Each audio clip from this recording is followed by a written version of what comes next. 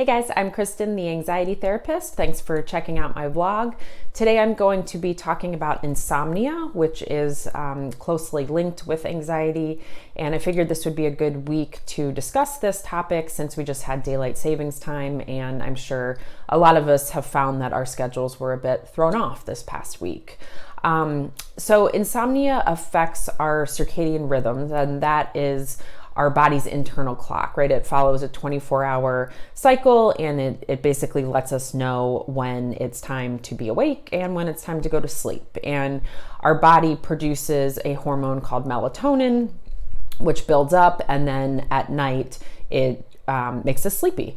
So the first thing to be aware of when it comes to insomnia is that we want to make sure that we have good sleep hygiene. So just like you take a shower every day or brush your teeth twice a day, hopefully, sleep hygiene is sort of what lets our bodies and brain know that it's time to wind down and that it's almost time to get some sleep. So what we want to do is try to make sure we go to bed and wake up at the same time every day. I recognize this can be really challenging when it comes to the weekends, but it doesn't have to be perfect. As close as you can get it to, going to bed and waking up at the same time, the better.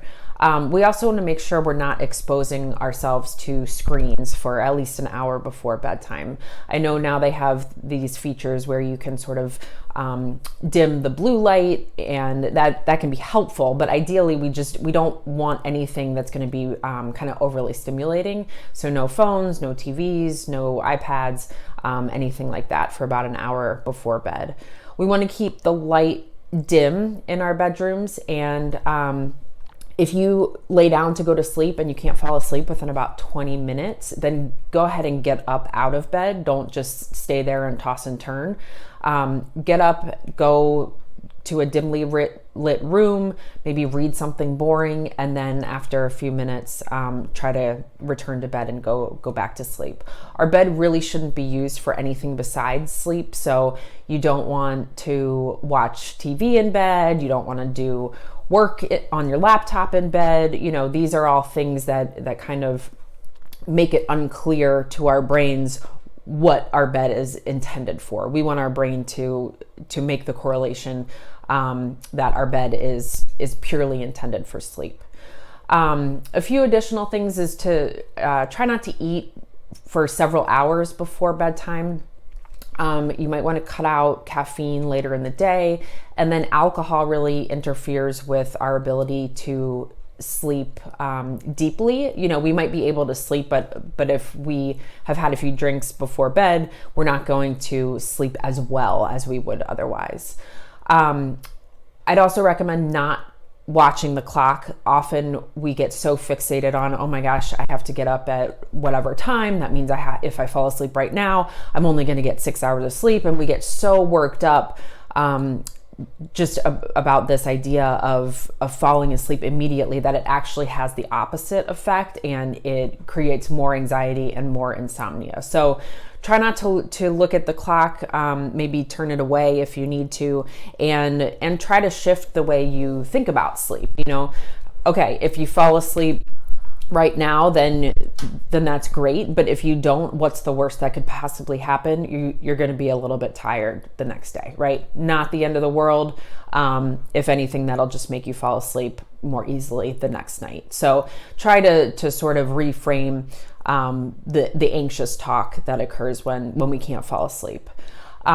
If you have trouble falling asleep, I'd also recommend maybe doing a few minutes of meditation or listening to what's called a sleep story before bed.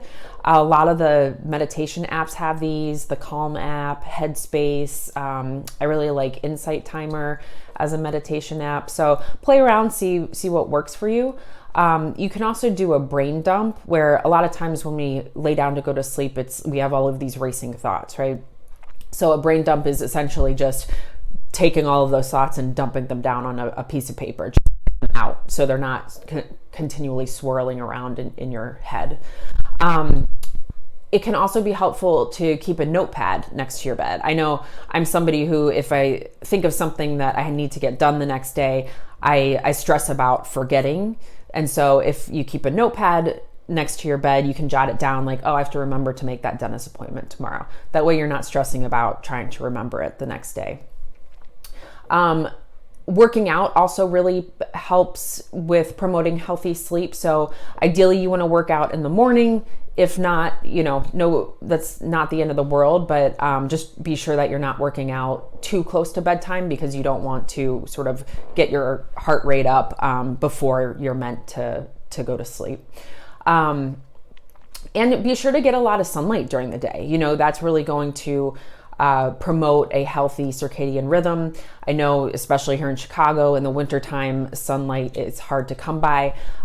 They do make vitamin D lamps. Sometimes they're called happy lights. I have mine right here. It's just a little light that you can keep on your desk or wherever, and just, expose yourself to that light for 10 to 15 minutes a day. Not only does it help to wake you up a little bit and expose you to that sunlight effect, but that vitamin D also helps with mood. It's a mood enhancer as well.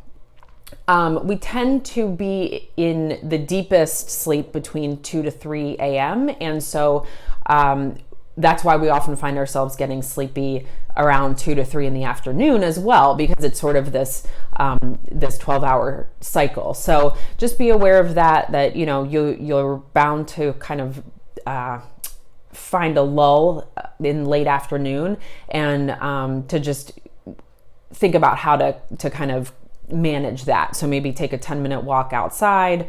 Again, if you can avoid caffeine, that's better, but I know some people like a cup of coffee or a soda late in the afternoon, but that could be a good time to use the vitamin D lamp and just kind of give yourself that little energy boost. So that's pretty much it for, sleep hygiene and circadian rhythms. So hopefully you found this video helpful, and you can give some of these techniques a try, and hopefully you'll find that you're sleeping better very soon. Have a great week, and I will see you next Friday.